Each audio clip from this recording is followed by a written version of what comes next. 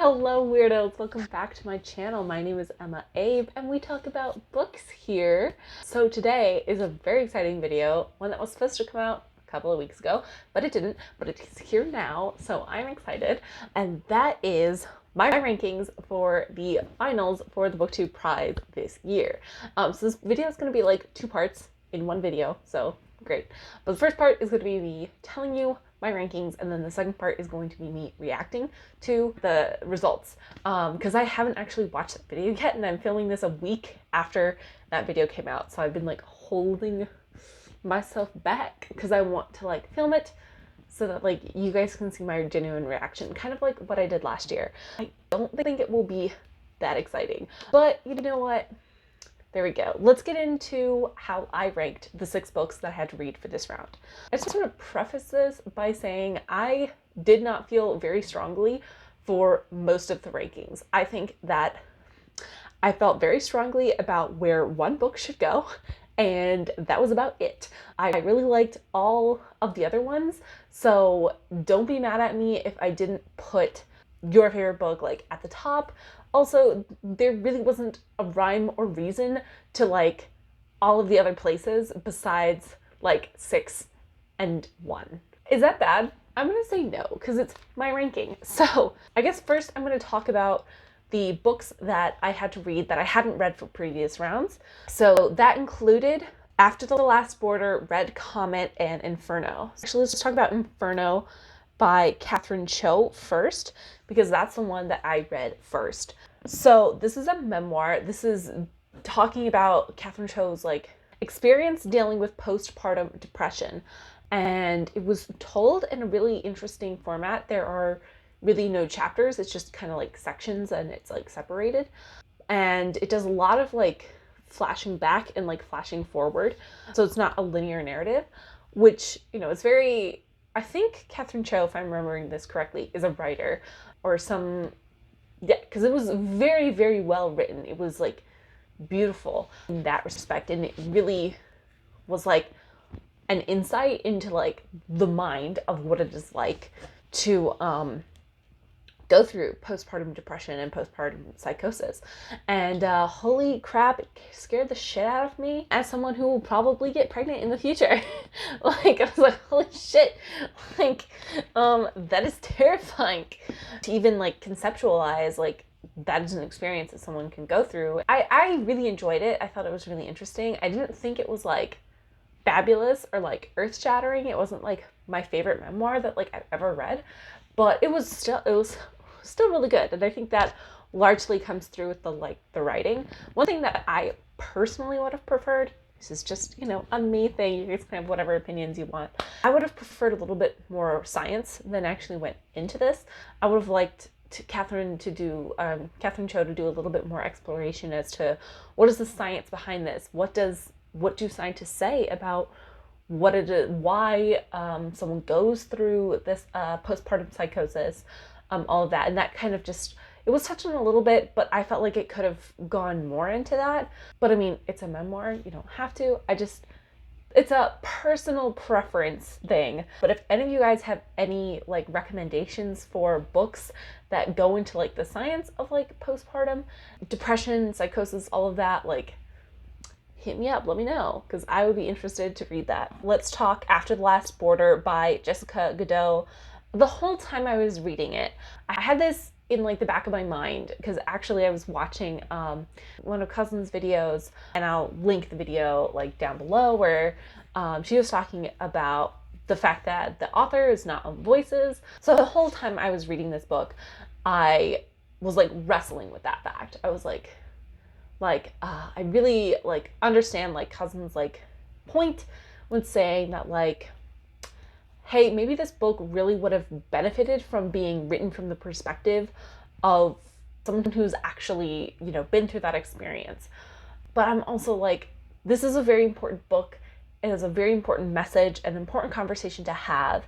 And sometimes those conversations kind of need to be held by like an intermediary. And that is kind of how I view Jessica Goudeau. She is an intermediary. She is like, you know, kind of like the Harry Beecher Stowe. She is able to take an experience that someone is like experiencing the discrimination and like, you know, all the wrongs that are happening to like this certain group of people, and is able to translate it to a wider audience so that they can like build like empathy. And like, not saying that like, you know, an immigrant couldn't do that, just sometimes like when you want to make like giant societal change, it is helpful to kind of have all fronts working on it. So it's helpful to have books that are own voices, but it's also helpful to have like those intermediary books. So like, I don't have a correct answer for you guys. I don't know how I feel. I'm still like struggling with it. I don't like know how exactly I feel about that. It just is constantly like, I was talking in one of my classes like literally about this very issue. Yeah, I don't think it was necessarily wrong of Jessica Goudeau to make this book. And she kind of talks a little bit of like why, but it's also like at the end, but it's also kind of like too little too late. So I don't know, I'm very curious, how do you guys feel? How do you guys feel about that whole situation? Should Jessica Goudeau even like written this book at all? Or like, should it been done like in partnership with the two women that she talked to? Like, I don't know, that's like a whole other question, is like, you know, I'm in an anthropology theory class, and that's something we talk about all the time, is like theory and like crediting your interlocutors, the people who you're working with, the people who you are like gaining the knowledge from, and citing them as like co-authors of this knowledge, this piece of knowledge that like you create, even if they're not the actual persons putting pen to paper. So I don't know, it was a really interesting book for me to read because I was thinking about like all of this stuff all at the same time as I was reading this book. As I'm in my theory class, we're literally talking about this. Please let me know your thoughts in the comments section down below, because I am very, very curious. As to the actual like book, and the actual content, you follow these two women who are refugees. You hear a little bit about each of their individual stories, about how they wound up like being refugees, how they got to America. And oh my god, this book was just filled with like heartbreak after heartbreak after heartbreak. One of the women, Husna, she is trying to get her family out of Syria, I believe it is, and like she made the decision to leave her family to come to America, knowing that she would be able to get her family out of Syria once she was in America, and that it would be a lot easier. However, that was done in like 2015, 2014, and it was right before Trump changed all of the laws. So she is still, to this day, separated from her daughter, who was still, I don't think her daughter is still in Syria, but her daughter is still a refugee, and that just like is tearing Husna up inside. And I just like, I'm not a mother, but I will be one day. And that, those emotions, the power, the strength of these two women was just indescribable. I would recommend this book for like that alone, just the amount of moments like with Husna in particular, like with her grappling with dealing with being a mother and trying to keep her family together and trying to keep her family protected, while dealing with all of this uncertainty and the sacrifices that she does in order to do that, and not having like a happy ending like in the end. And same thing with Muna is the other woman that you follow, like dealing, she winds up getting pregnant after they have moved to the States, and just sort of like her coming to the realization of, I do not know if I can have this baby, because I do not know if I can afford to have this baby, because, you know, living in America is not cheap, especially when you're just coming from like a refugee background and not having like a ton of like actual physical savings. You're dealing with the trauma of like basically having to forcibly uplift, and it just, I'm not going to tell you what she did because I think you should read the book, but hearing her thought process and having seen the conversation like with her husband and like with other people was just, I love this book. It was really, really good. Yeah, like in a way, like I'm really, really happy this book was like told, because it really did like open my eyes to, you know, the struggles that refugees face like once they get to wherever their country they're going to. In this case, it was America. You know, once they got to America, you know, stuff wasn't over. Their battle was not over. We like to think a lot, or at least I was thinking a lot, like, oh, once you make it to like that safe harbor, you don't have to kind of like, your worries don't necessarily all go away, but the battle becomes a lot easier. Like this book just showed, like, that's just not the case. Like, you know, just as like any other immigrant, there's just so many cultural barriers to integrating like with a brand new society when you may not know the language, and just so many things. It was really good. Red Comet by Heather Clark is the last one. I don't even want to say I wanted to love this book, because that was not the case. When I first saw that, you know, in the first round, that this book was, people were having to read this book, I was like, oh my gosh, I feel so bad for you. It's like 1,000+ page book, and brutal. I kept saying like each round, like hopefully this book will get out so I do not have to read it. And then the world decided to laugh at me and say, ha, bitch, now you have to read it. There are a couple like major problems that like I personally have with this book that like might not be major problems to everybody, but were just really huge barriers to fully enjoying this book the way that it's meant to be enjoyed. So the first is being that you kind of have to have an understanding of Sylvia Plath's writing to, and some familiarity with her poetry, or like the book, The Bell Jar, that she wrote. And I did not have that. I knew none of her poetry. I had not read The Bell Jar, so I was kind of going in blind. Like I knew who Sylvia Plath was, like kind of conceptually, but like I could not tell you a single poem. In the book, they're constantly referred to as like, oh my gosh, so this event and like this, here's like with these letters, you can see like the inspirations for certain things like in her poem, Daddy. And I'm just like, but I don't know Daddy. Like, I'm not familiar with this poem. And the poems aren't even like in the book. Or like there's excerpts, so like I can't even like reference them, or like I'd have to, I don't know. That to me was very annoying. Additionally, the other like major issue that I had with this book was that it was just bogged down with unnecessary fucking details. Like, Jesus fucking Christ, if I have to hear about Sylvia Plath being horny over another guy, I would explode. Like, I was just like, oh my God, I do not need to know about all of her stupid fucking crushes. I don't need to know about that guy, that one summer camp that she wanted to kiss. Like, I just don't care. Like, that, it was just a painful level of detail that, just like, I was just like, I don't care. I do not care. So those two things kind of like made it really difficult to enjoy the parts that were extraordinary about this biography. Setting aside those parts, I really loved the recontextualization of Sylvia Plath and like Sylvia Plath's like experience through like the lens of feminism and like mental health. I found that to be like really enlightening. I really loved those like aspects where the author was like pushing back against this like grander narrative that had been parroted around about Sylvia Plath over the past, you know, decades since Sylvia Plath's deaths. I really loved how the author took the time to take a look at like what Sylvia Plath was like going on in her life, and pointing on how like stuff cycled back, because, you know, depression doesn't just show up out of nowhere.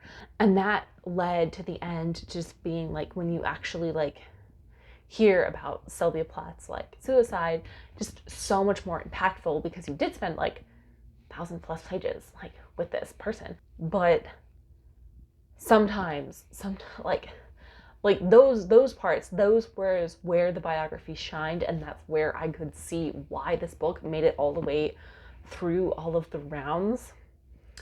However, that even though it is a really good like biography in terms of like, you know, analyzing like Sylvia Plath's life, it just is bogged down by those unnecessary details. I kind of wish that like Heather Clark like would put out like a condensed version, or an abridged version, and then I would almost like tell you guys to go read that version, because I think that would allow you to have like the same impact without being bogged down by like all of the nitty-gritty details that you don't actually give a shit about. There are so many times where I was just like, oh my God, like, can we please like move on? those are kind of like my overall feelings about those 3 books that I had to read for this round. If you want to know my feelings about Caste by Isabel Wilkerson, the video for round 3 is where I talked extensively about that. The Dead Are Rising by Payne, the video for round 2 is where I talk extensively about my feelings for that. And then Our Bodies Are Battlefields, round 1, I read that in round 1, so if you want to look at the round 1 video, all of those videos will be in the description down below. So now let's talk about our rankings. I'm not going to give so much like of a reason why, because again, remember, like the bottom spot, which I think you guys can figure out, I felt really strongly about the bottom spot and like less strongly about the top spot, and like no, I did not feel so strongly about like the rest. Okay, so coming in 6th place, as no surprise, also 6th place is like the bottom spot, 1st place is the top spot. Okay, so coming in 6th place, we have Red Comet by Heather Clark. Again, no surprise there. Number 5, I put as The Dead Are Rising by Payne. Number 4, I put as Inferno by Catherine Cho. Number 3, I said was After the Last Border by Jessica Goudeau. And number 2, I said Our Bodies, Their Battlefields by Christina Lamb. And number 1, which is one I felt more motivated to put at number 1, is Caste by Isabel Wilkerson. So there you go. I hope you enjoy the next part of the video. That is me reacting to the winners. All right, hello weirdos. So I'm obviously in a different location. So I'm filming this a couple days after I filmed the first part, and I'm actually like at my school at like in the hallway, but it's a Sunday, so nobody's here.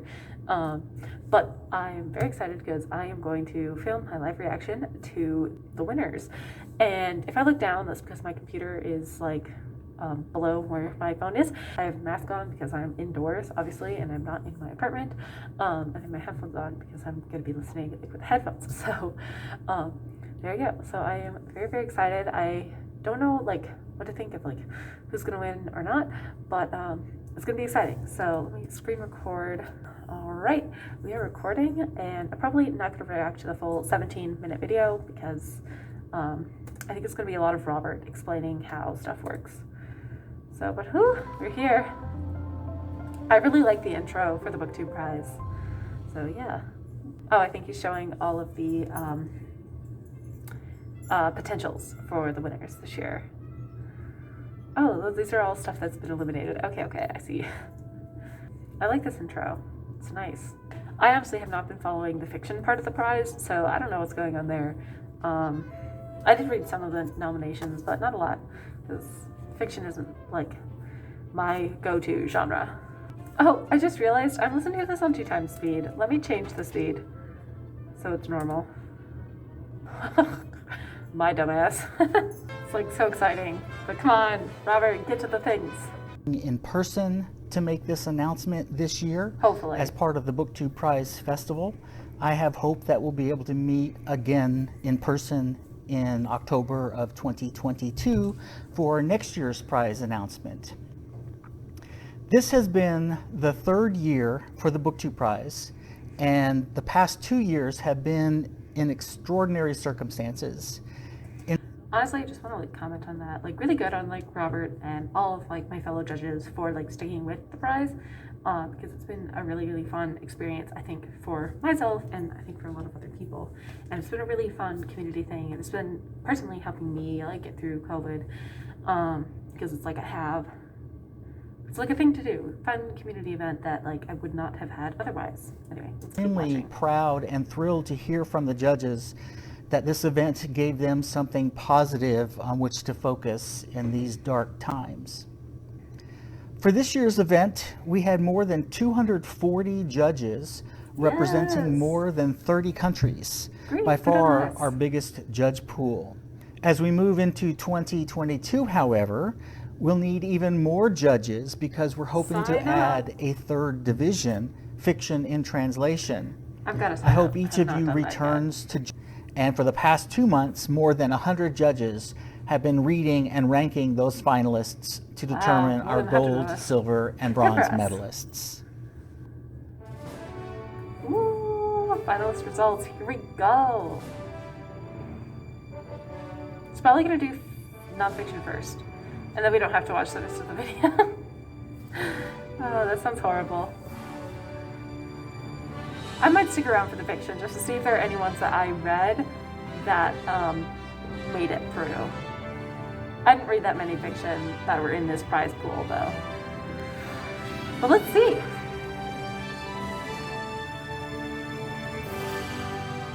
I hate this mask. It always fogs up my glasses. Let's get to the results. Nonfiction, here we go. Okay. At the finalists. Okay, here we go. Here are the results. Very exciting. All right, let's go. In nonfiction, the bronze medalist is Red Comet. What? A Short Life No. Embracing Art of Sylvia I get it though, by but Heather like, Clark. ew. Out of all 6 of them, really? But okay, The whatever. silver medalist is Our Bodies, Their Okay. Battlefields. Good, War good. Through the I would agree Lives with that. of That was a Women really good by book. Christina Lamb. Yeah, Jesus. Hard to read though. So hard And to our read. gold medalist, the 2021 winner of the Booktube Prize in Okay, Nonfiction, who is it? is Caste, The Origins of Our Discontents by Unsurprising. Isabel. That Wilkerson. that was the shit. Okay, wow. All right, yeah, those results, like, I agree with 2 of them. I agree, Caste is like phenomenal, and yeah, that deserved the gold medal spot. Our Bodies, Their Battlefields, a harrowing, important piece of nonfiction that, like, everybody should read. I got actually my local high school to purchase the book. So if you go to my local high school, and you know if you do, I'm not going to say it because I don't want to dox myself. But yeah, there's a copy of that. You can buy that and read that. Red Comet, like, I get it, but like, I personally did not agree with that.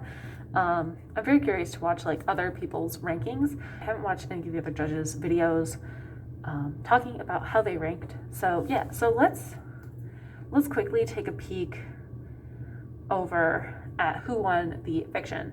Let's see who won, because I'm curious. Because really, I read The Vanishing Half and I really liked it, and I want to see if it placed anywhere. Okay, I've never heard about that, but it looks gay. It's just me going off the cover. So interesting. The silver medalist is Shuggy Bane by Okay, Douglas I've Stewart. heard of that. I have not read it. And our gold medalist, the Let's see. 2021 winner of the Booktube Prize in Fiction, is Hamnet. I've not by heard of that Maggie one either. O'Farrell. So interesting. Interesting to hear the results for fiction. I've not read any of them. I do not know if I will. So there you go. That about wraps up this video. Thank you guys for sitting with me and watching this with me. I'm going to stop screen recording right now. All right, so now I get to edit this. Yay, it's so fun. All right, so have a wonderful rest of your day. Hope you guys enjoyed this video. Bye.